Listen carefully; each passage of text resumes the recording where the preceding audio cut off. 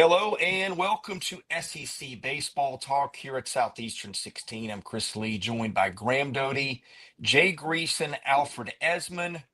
We're ready to dive into some SEC baseball talk, particularly the SEC and the NCAA tournament. And particularly today, we're going to focus a little bit more on teams that have a chance to host, teams that have a chance to get national seeds. We've got some really interesting stuff in front of us to kind of outline some possibilities, some things really pop that I think are some very good discussion points. We are not going to go through and give you a whole bracket. I find those kind of useless at this point of the year.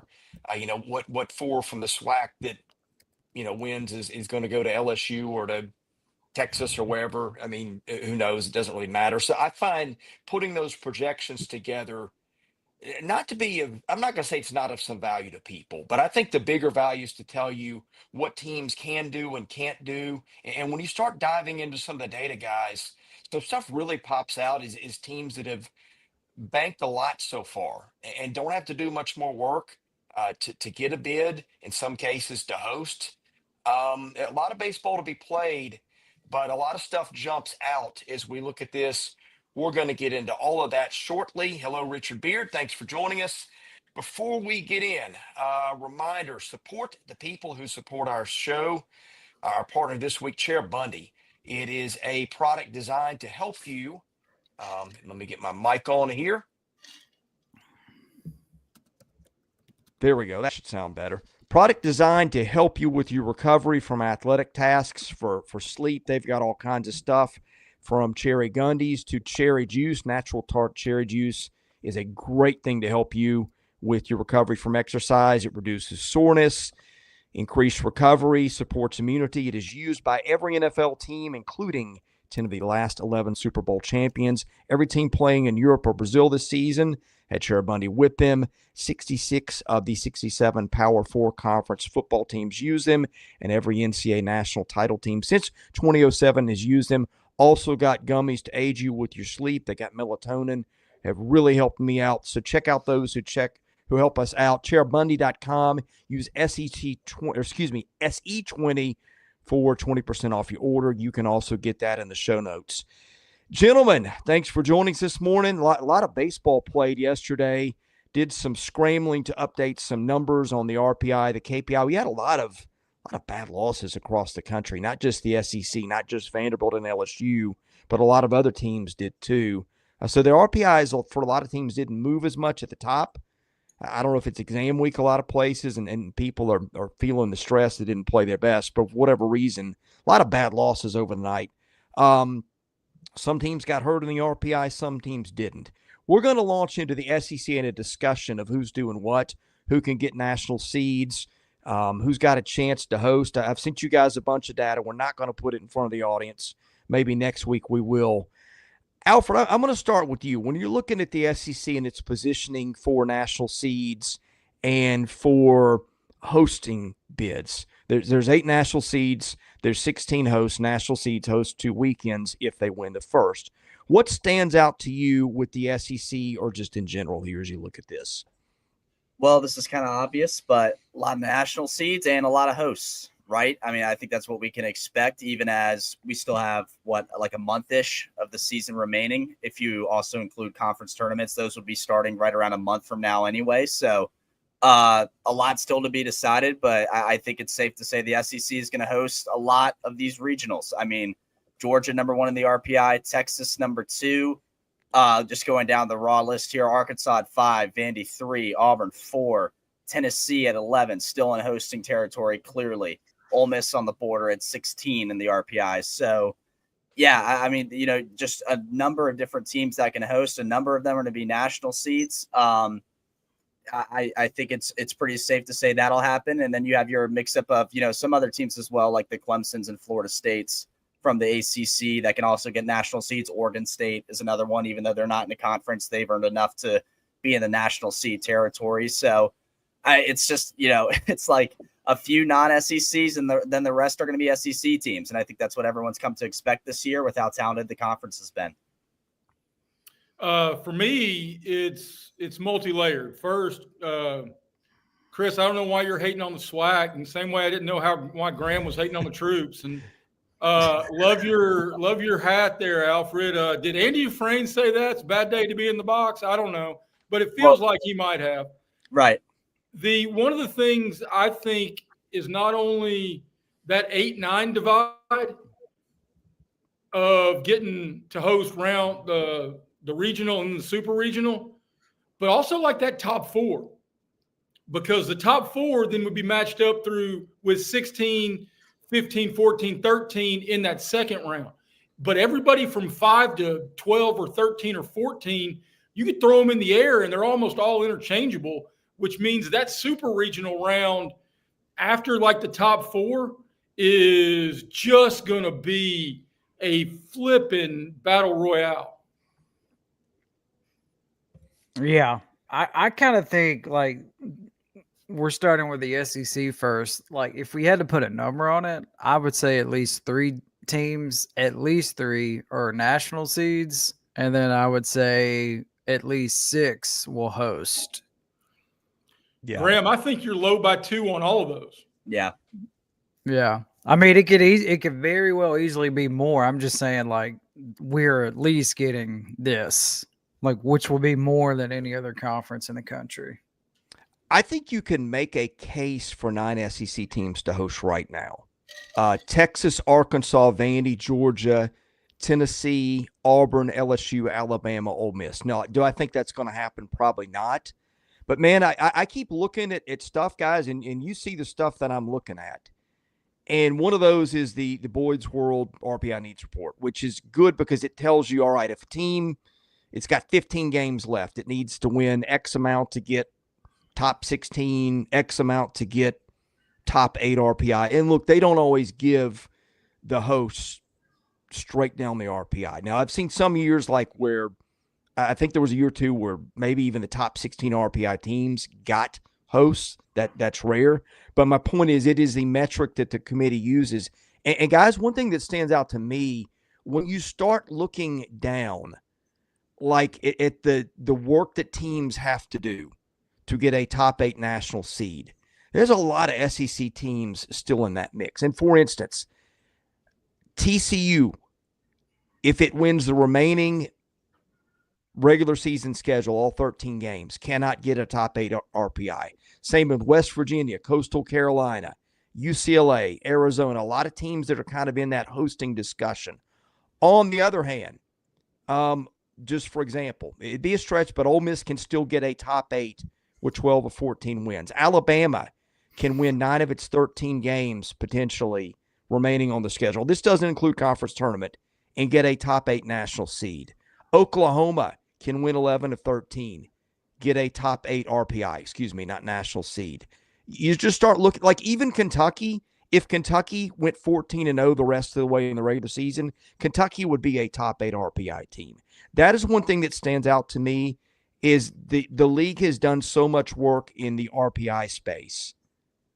That the body of upward movement for a lot of teams, or staying in that national seed and hosting mix, is really strong. Well, that's probably by design, right? With the SEC and the RPI. I mean, we saw that with basketball, where the SEC went to the people that make the decisions for who makes the tournament. Okay, what exactly is important to you? What are you going to be looking at the most? And once the SEC figured out what they're looking for, like they scheduled it that way. So yeah, I mean, it makes sense that they would do it in baseball as well.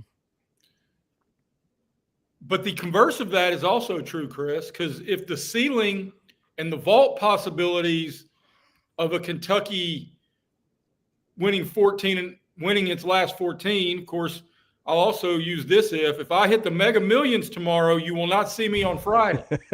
So the Malachi Crunch, yes, that's a Happy Days reference, of the SEC in the last month could, be a detriment to some of the host teams. Yeah. Mm-hmm. And there's a few cases that are pretty interesting here. Let's start with maybe the most certain thing out there, and that is Texas is going to host. I mean, just barring, going 0 for the last 4 weekends. Texas is 34-5, came from behind for a midweek win yesterday. It's number 1 in the KPI. It's number 2 in the RPI, 16-2 in the league. The needs report says Texas only has to win 4 more games to be a top 16 RPI team, and it has to win 7 to 8 more games to get a top 8 RPI. Remaining series, Texas A&M at Arkansas, Florida at Oklahoma. So not easy there for Texas. But, of course, their case won't just be based on RPI. It's that this at this point, it would be hard to project anybody but Texas to be your national title. Now, look, a face planting Fayetteville could make things interesting because Arkansas is within striking distance. But Texas right now is close to being, I don't like to use the word guaranteed of something until you win all the games to get there. But Texas is unbelievably close with about a month left. Yeah, I guess before we dive into it, Chris, I know you put something on social media about KPI, but if somebody is unfamiliar with it because it is relatively new, like, can you explain that so everybody kind of has an idea of what you're talking about? Yeah, the KPI would be like the version of in the NCAA tournament when you see, what was it, ESPN did the strength of resume measure. I think that's what the committee used when you saw strength of resume for every team. The KPI is the baseball equivalent of strength of resume, and Texas is number 1 there too. What about I was going to bring up, what about the reverse possibility of this weekend about a team that can climb up RPI and KPI in Texas A&M if they go out there and handle business against Texas? Because I think that's a possibility after seeing what they did against Arkansas. How good would that be for them? Because they're sitting I just had it and I just now lost it. Yeah. 40 RPI, 32 KPI. I mean, that's got to shoot. And they've been constantly climbing up, you know what I mean, this RPI ladder. So that's going to really help them if they can do that. People have basically counted A&M out, but here's the thing. A&M can still get a top 16 RPI by winning 11 to 12 games of its final 14. I think 11 would be if you win a certain amount of road games and 12 at home. Now, Texas A&M cannot get a top 8 seed. The remaining series at Texas, LSU, Missouri, and at Georgia. So it's going to be brutally tough. But look, for a team that's won, 8 of the last 9 in the conference, that is still technically on the table. Yeah, very much so. Just what hurts A&M is, like, number 1, they're non-con, and then they're just brutal start to SEC play. So, like, they dug themselves in such a deep hole. And again, like, they set an NCAA record. Nobody has jumped from low to as high up as they are in the RPI than what they've done this season. Like, they're the biggest jump in the history since they've been keeping track of RPI in both directions, because they started at 1. So nobody's fallen as far either. Yeah, that's a good point too. Yeah, I think they were almost in the 200s after a couple of weekends. But we know in RPI early it's weird. But look, it needs to be rewritten. I mean, there are too many gaping holes in the resume because, I mean, even Missouri, although I did like what Sam had to say about he thinks Missouri's going to host. And you know what? As soon as monkeys fly out of my butt, buddy, that's exactly going to happen. Get ready for the Hoover run. But what if everybody laid down? When I was in high school, I was a really very mediocre quarterback. And in high school practice, a guy named Ricky Gunn was getting all this grief from the coaches. So I got him in the huddle. I said, I'm going to throw an interception to Ricky, and you guys let Ricky score so he can feel good. So I threw it right to Ricky, and of course he dropped it. So on the next play, we did it again, and he runs it back. What if the SEC pulled the Ricky Gunn and let Missouri run the table? Wow. What a story. We will be having some bonus podcasts if that happens, Jake. Pitching in the 9th for LSU, Alfred Isma. Well, and that is an interesting angle to this. If you take a loss to Missouri in here somewhere, and again, that's on the table for A&M and some other teams, that could get make your situation look. Georgia's another team, got to go there. Alabama's got Missouri this weekend in Tuscaloosa, and I can't remember the fourth one. But anyway, that is a little wrench to watch. I'm not counting on it based on the way Missouri has played and some of these teams are playing going down the stretch. But I think Texas is your sure thing. I think A&M, for A&M to get a top 16 RPI, it would need to – the easiest path would be sweep Missouri and then take 2 out of 3 at Texas, at Georgia, and then LSU in College Station. I think they're the scariest team going on the road in the country. Period. Yeah. That would make them 17 and 13, and I think that would get them a host at that point. But boy, that is a tall order. Got to start with this weekend. Got to at least take one there. Everybody's holding their breath on Selection Sunday or Selection whatever day it is, depending on rain and all the others. First thing, the upper tier wants to be a national seed. The next group of teams want to be able to host a regional. And then all of them collectively want to make certain Texas A&M's not in their bracket. Yes. Well said. Yeah. Very well said. And the good thing is you're an SEC team. You're not going to see them until the second weekend if it gets to that point. So, I think that's interesting. Here's some interesting stuff, guys. I think the whole, because part of being on a committee is how good do you think the team actually is? And then what has the team actually done? And you've got some interesting splits between that. I've said that I think Arkansas may be the best team in the country. I don't know that right now it's Texas, right? But I could still see Arkansas getting there. You dig into Arkansas's resume a little bit, and it's still got to have some work to do. No, it's only got to win 2 more games, period, to get a top 16 RPI. It's got to win 6 to 7 to get a top 8. But the body of work, 7-4 in quad 1, that's nice, but you're seeing some teams with 12, 13, 14 quad 1 wins. That's a little bit low. 2-2 in quad 2. So Arkansas is only 9-6 in the first 2 quads and a quad 4 loss. Remaining series at Florida, Texas, at LSU, Tennessee. So I think a lot of these teams are going to be in this part where they need to bank some more wins. I think the other 2 I'm watching are Tennessee, which Tennessee's going to have 10 out of 15 to get a top 8 RPI. Vols currently at 11-5 in the KPI. Series remaining, LSU on the road, Auburn and Vandy, both those at home, and then at Arkansas. And then LSU is the other one. And Tennessee is 12-2 in quad 1. So I think Tennessee's in really good shape. LSU, it gets a little dicier. 9-6 in quad 1, a quad 3 loss, a quad 4 loss, 234 non-conference strength of schedule, 54 overall. And LSU's got remaining series, Tennessee at A&M, Arkansas at South Carolina.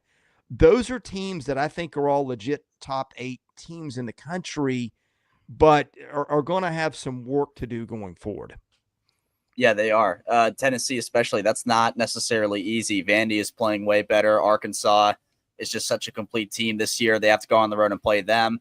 Auburn, obviously, no slouch this year either. And then you have to go to, before all that I just said, you have to go to Baton Rouge this weekend. Now, Tennessee has had LSU's number since Tony Vitello's gotten there as of recent, but it's definitely not a guarantee when you're going and playing there. So they're really going to have to work for it to be a top 8. And that seems kind of strange coming off a national championship, but that's just kind of the way the cookie crumbled with the talent you saw out of the league this year. So definitely Tennessee's got an asterisk for me on what they do for RPI stuff. I have a couple of questions, and they won't be answered until selections, but big picture, I wonder how much a crowd at Lindsey Nelson will factor into the committee's view of that. Would that bump you from a 10 to an 8, knowing that you're going to sell out all 6 games? I mean, college baseball has exploded in terms of interest and attendance and even popularity, but they still don't want to send everybody to a place that's going to look bad on TV. Yeah. I guess my answer to that is, and Chris made this point a few days ago, it all comes down to the committee. and what the committee wants to do. So the committee, 10 people are on it. They're all athletic directors. 3 of them are from Power 4 conferences. Everybody else is from the group of 5, that kind of level. So the power. And Graham, share who the SEC rep on that thing is. Yeah, it's Scott Strickland for Florida is the only SEC rep. The other Power 4 ADs are Kansas State and Florida State. Yeah. With the number 3 overall seed, the Florida Gators. Yep. Well, Florida's got some interesting stuff. We'll get to that in a minute. I think the team of these that's really in probably the most danger is LSU.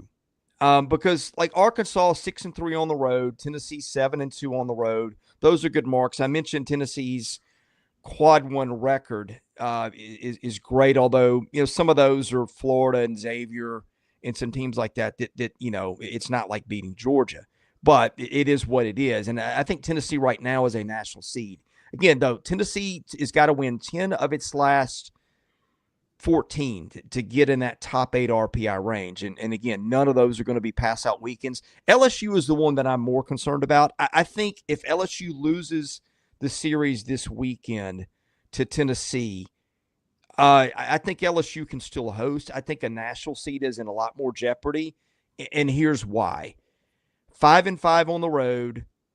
Again, quad 3, quad 4 loss, and got to win 10 of the last 14 to get to that top 8 place. And again, your series, Tennessee at A&M, Arkansas at South Carolina. The other thing that will not help, this is sometimes used as a tiebreaker, 234 non-conference strength of schedule.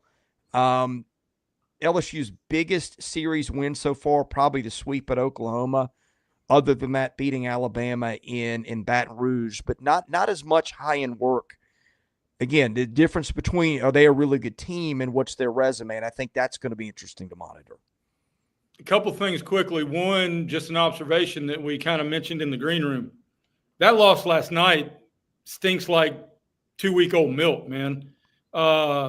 You get run ruled by Northwestern State, and I would be real, and this is for the group.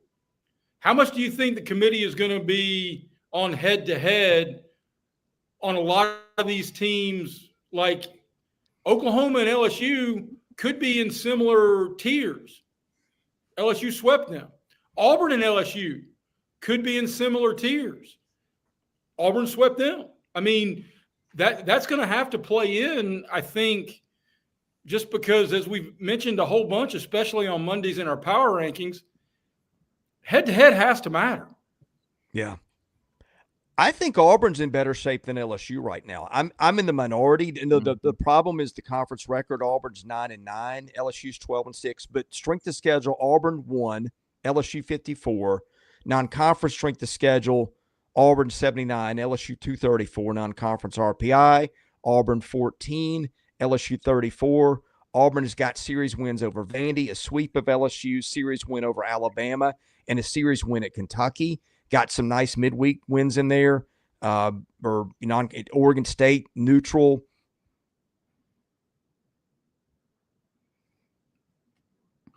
Body of work, KPI. It is 4 in the RPI. And so I think what Auburn's got to do is get to 16-14. But, man, you've got Mississippi State and South Carolina at home. Those are probably 2 of the 3 easiest asks in the league right now, the other being Missouri. I like Auburn to win at least 4 there. And then at Tennessee, at Ole Miss, I think Auburn's got a shot to win a game each of those places. Let's say Auburn wins, 2 out of 3 at home conservatively against Mississippi State and South Carolina, 1 each at Ole Miss and Tennessee. That gets you to 6, 15-15. So you might need to get one more. You might need to get 16-14. But 16-14, tell me how Auburn isn't hosting. Auburn might even be a national seed at that point.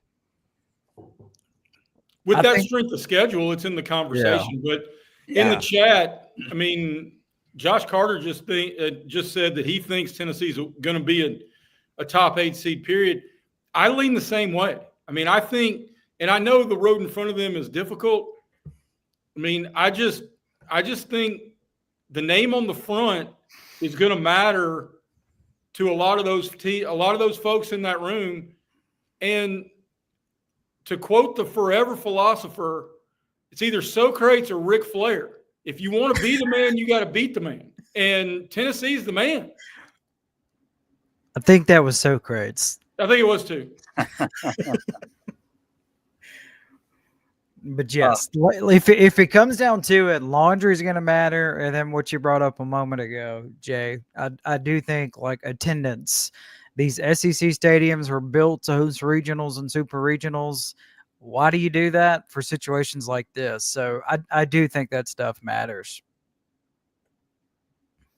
I think so too. What about you, Chris? Just kidding. He's frozen. Man, when he decides to pull the mime mannequin move, it's as good as anybody's. I know it. I mean, how does he keep that poker face? I think the internet has a winning record against Chris. It's up the there. internet's a top 8 seed in Chris's household. Yeah. It's a host. It's a host at this point. And I don't really want to go too far off of Chris's script, but I think in the discussion of all of the upper tiers, just as interesting, and Graham, you enlightened me to this tidbit, that Mississippi State's the only team to be in every NCAA baseball tournament since they've been doing it, really on a grand scale. They are maybe the second or third most intriguing story over the last month in my mind, because they got a lot of work to do. Yeah, they do. I mean, if the season ended today, I think they would be on the outside looking in. That like they played Ole Miss last night in the neutral site matchup, which is why Ole Miss won in extra innings, which is why Ole Miss's RPI jumped up so much. So that one hurt, and like right now, State is just they're kind of scuffling a little bit. They had 2 good weekends in a row, and then they lose at home to Florida, and then they drop last night to Ole Miss. And then what's your reward? Oh yeah, you got to go on the road to Auburn and play a very good Tiger team who hasn't lost there. Yeah, who's pissed? Yeah. So I mean, it's definitely an uphill battle for Mississippi State. And yes, there's the chatter is pretty loud again in the state of Mississippi about the future of Lamotas. Not saying anything's going to happen one way or the other, but I mean, it's impossible to, not hear it. You think he's a good dude, right? I have never interacted with him. I'm actually going to do it for the first time this afternoon because I have that series this weekend, State and Auburn. So this afternoon will be my first time to actually sit down and visit with him. But people that I know that talk to him and have been around him, all good things. He was on that Citadel team that went to Omaha in the College World Series, and he and Dan McDonald were on that. Dan McDonald, longtime head coach at Louisville, they're extremely close. So, I mean, I got a lot of people that have been around him and have nothing but good things to say about Lamonas. So this is a big weekend for him. If you had to answer right now, true or false, Mississippi State's going to be a tournament team, true or false? I don't think so. False. They're close, but it's false. And according to Chris's sheet he gave us, they are, 10 to 11 wins away from a top 32, and That's 8 and 16. Yeah, 8 and 16 are pretty much out of the picture for them. So it's about as back against the wall as you can get for them. And Josh Carter, I agree. 5 SEC, 2 ACC, Oregon State as of right now, national seeds. 100%. Yeah, Josh was late. Josh was late to the chat, and he was wondering how many of the top 8 national seeds the SEC will get. I concur that I think the over-under is 4.5, and I would bet the over. Yeah. Yeah. I'm national seeds? Yeah. All right. Well, let's see who that would be real quick. Just off the top of our heads. Texas. Well, Texas and Arkansas are done. Yeah. I mean, barring the wheels falling off, go ahead and book those teams not leaving. They're going to go from Hoover to home, and either going to put the gear up or go to Omaha. Yeah. Then you got LSU, potentially. But Tennessee. they've got the biggest swing. Yeah. Tennessee.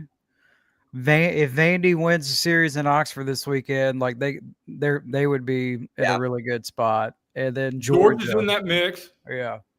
Those would be the teams, I think, in that conversation. That's for And national seed, not host. With the schedule in front of them and the one in the strength of schedule,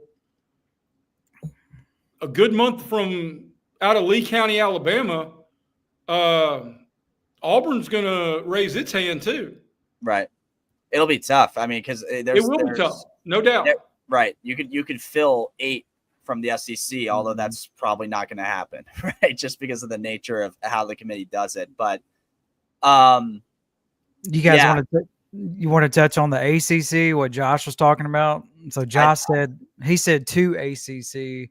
So I think let's say the 3 teams that you're looking at for those spots: Florida State, Clemson, and Georgia Tech. Right. Well, Clemson is every bit the dunk Texas is. Yes. In my opinion.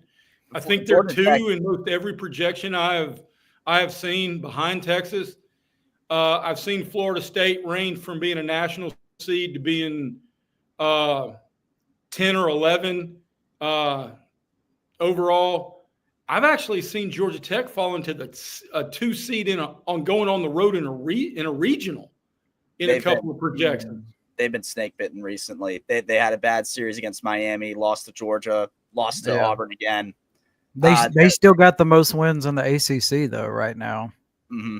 But they play more conference games than everybody else. Well, and to your point from earlier about doing what the committee wants to see, Georgia Tech's is non-conference. I mean, they've played Auburn a couple of times. They've played Georgia multiple times. I mean, that's biting off some pretty big fish before you go to the weekend.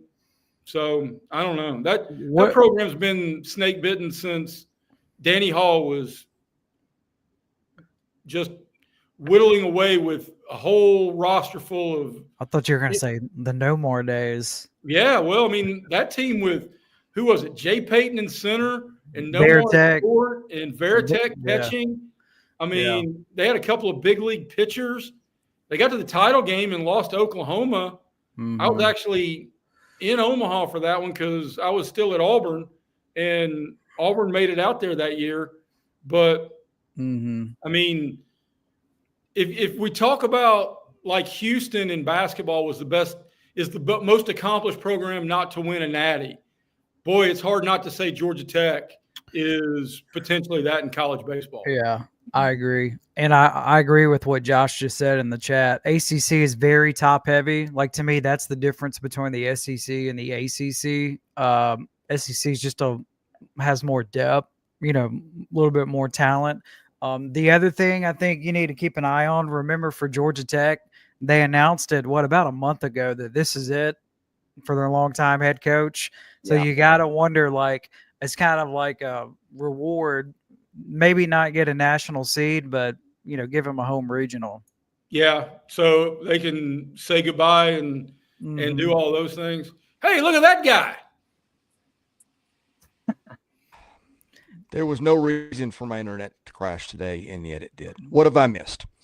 We were talking about number one. Mississippi State. We're currently deep diving into the ACC, and multiple people have said that the internet at your house is a national seed, and you're a 4 seed. I'm just going to have to bite the bullet and make a call AT&T. And maybe get a router moved. I don't know what else to say at this point. Perfect weather, nobody else at home. And here we go. All right. So where do we leave off? Where were you guys? So we just I thought we kind of did a good job with the ACC. So I mean, do you guys want to dive into like the Big 12, some of these other conferences? The other team up there is Oregon State. The advantage Oregon State has is they're kind of playing a Big West / Big Ten schedule. The Big Ten teams they're playing, though, are Oregon and USC. So it's kind of teams right by them in the Big Ten. The rest of it is the UC Davis, UC Irvine, UC whatever. That being And by said, that, Alfred means big stinky schedule. West is a euphemism for stinky. right. So it plays to their advantage. So really, the ball's in their court when it comes to a national seed. If they take care of business like they have, they're going to get one. That's just the nature of how it worked out for them. And in all due respect to Oregon State, everyone should go watch them. I know it's not SEC. They're great. It's great baseball. Very well deserved. But that's very brief, basically their situation.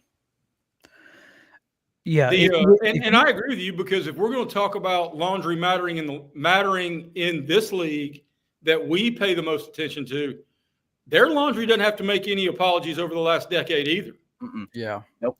Yeah. They are a prime candidate. Josh just said kind of what I'm thinking. They are the prime candidate. Fingers crossed A&M does not end up in Corvallis. Oh, man. You guys remember, I think it was 3 years ago, that's where Auburn got sent and won that and won there and ended up, eventually going to Omaha. When you can sit there, it usually doesn't end well. I mean, that is a cold place. The fans are right on top of you. They got history, tradition. They know how to win. Everybody's used to it. But I think they're interesting to watch. Again, I think that the interesting thing to me is outside the league, how many teams that aren't SEC teams have kind of got their RPI ceiling cap. Like Oregon State would have to win 14 of 16 to get a top 8 national RPI. In North Carolina, which has got a great resume, has got to win anywhere from 11 to 12 out of 14 to get a top 8 RPI. Florida State's probably in the best shape to get a national seed from the ACC. It needs 8 to 9 more wins out of 13. Now, look, tournaments are also going to matter. You could pick up 3 or 4 more really good RPI wins, and so that's the variable in here that's not being discussed. But I think one thing I want to do, I've got to run here in just a minute. I think a series to watch this weekend, guys, is Vanderbilt and Ole Miss. Ole Miss snuck back into the top 16 of the RPI last night. Vanderbilt is sitting at 3 with a 3 KPI. I think Vanderbilt probably has beaten more teams than anybody that would be heading to the NCAA tournament if it started today. So I think if Vanderbilt wins that Ole Miss series, Vanderbilt's in really good shape for a national seed.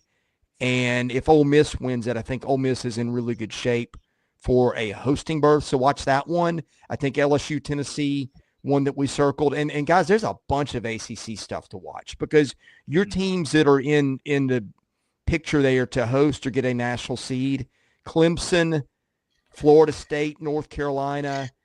Who else have we got here? Louisville, Georgia Tech, Virginia Tech, probably not. But you got a lot of those teams playing each other the next few weeks. So keep an eye on the ACC scoreboards, too, as you do your baseball watching. See, I think, to your point, I think the ACC tournament is going to matter a heck of a lot more in the eyes of the committee than what happens in Hoover. I think by the time the SEC teams pack up and head to Hoover, the die may already be cast. And I think that was either said by Caesar or Ric Flair, one or the other. But so, I mean, I don't even know. We talked about it maybe last week. It may have even been earlier than that. I don't know how many people are going to show up to Hoover really wanting to play all 5-6 games it's going to take to win that thing. It's a small list, Jay. It's a very small list. I think you could see like a tiebreaker situation where like if LSU and Auburn are there as a potential 8th national seed, that's where a team's got some motivation. Let's say A&M goes on a roll and is right around the 11-12 in the RPI. A&M's got a lot of motivation to win the tournament and try to get a national seed, or if it's 20 in the RPI to try to win and maybe get a host. I think that's what they're playing for the most part. A couple more things I wanted to mention on my way out. Don't count out Oklahoma as a host. It needs to get 7 of 13 to finish top 16 in the RPI, and even 11 of 13 would it get Oklahoma in the top 8 games remaining in the league at Georgia, Ole Miss, at Kentucky, Texas. So it's a long shot, but we've seen some crazy stuff lately. And here's some stuff of interest, guys. Florida only needs to win 2 more games to get a top 32 RPI. 7 would get the Gators a top 16 RPI. Florida's only got 13 games left. Now, I don't think Florida's going to be hosting, but just keep an eye on that for Florida's at large. And Mississippi State has really dug itself a hole, guys. State would have to get 10 to 11 more wins out of 14 to get a top 32 in the RPI. It's going to have a losing conference record. Remaining series at Auburn, Kentucky, Ole Miss at Missouri. Yeah, that's a tall task for them. Right. Not impossible, but definitely challenging. Keynote on Florida as well. They have one more midweek game, so they can't really bank on midweeks anymore to collect those wins. Their only midweek left is against South Florida, and that's May 6th. So the rest of that's SEC play. So buckle up, Gator fans. You're going to be going through a roller coaster to end this year. One other thing, this would be very interesting. South Carolina needs to win 9 of 14 games to get a top 32 RPI. Again, don't think they're going to the tournament, but remaining series at Kentucky, Florida, at Auburn, LSU. We saw the Gamecocks pull a surprise last weekend. I don't think that's really happening. I mentioned it mostly just to say that's this league and that's the RPI, but I thought that was an interesting note that South Carolina technically is probably not even eliminated from NCAA tournament consideration if it does some crazy work on the way out. So my final thought is I really hope that the committee not only views level of competition, which would behoove the SEC, and that's the realistic point. Selfishly, I want them to look up and potentially match Texas and Texas A&M in a super regional, to match up a Florida State in if they can meet in Tallahassee. I mean, have a little fun with this to where there's some opportunities to just to enhance the game, because emotion matters, man. You want to bring in a casual fan, a casual Gator fan, have them go play at Tallahassee. I do think that that's one thing the committee has done a really nice job with, especially I'd say the last 4 years. They have made, especially the super regional matchups, they've really have kind of dived in that area, just because, like you said, it's all about TV and ratings, and what better way to get ratings and eyeballs than do stuff like that. Oh, I was at the Florida Clemson Super Regional last year. If anyone caught eyes at that, perfect example of what happens when you make matchups like that. Well, and you're seeing some teams break late, young players getting better. We saw that last year with Florida. You're seeing it a little bit with Vanderbilt this year. You're seeing Kentucky had a bunch of new guys getting used to playing together. Keep an eye just on how teams finish. I'm not usually a big momentum guy in baseball because I think it's random, but when it involves new teams and freshmen learning to play on the big stage, I think that's when you take note. Tennessee's a team to watch too. So much talent on that team. I think the pitching is bound to get better than the last couple of weekends. Either Phillips gets it together, gets kicked out of the rotation, or maybe we see A.J. Russell soon. That's a bullet they've had just kind of out there in wait for them. So a lot of storylines. I've got to run.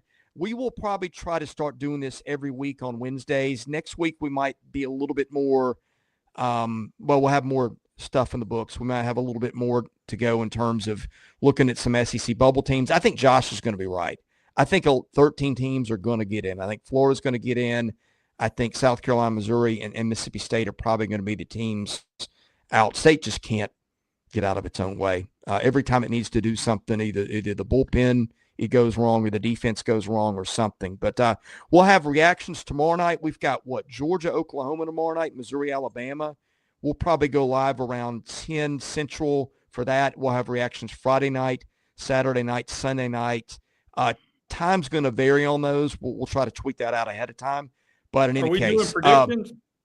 We're doing predictions tomorrow. Thank you for mentioning that. I knew we were forgetting something. Those will not be live, but we'll record those in the morning for every series. Anyway, for Graham Doty, Jay Greason, Alfred Esmond, I'm Chris Lee, your host at Southeastern 16. Thanks for watching. God bless you. We'll see you again soon.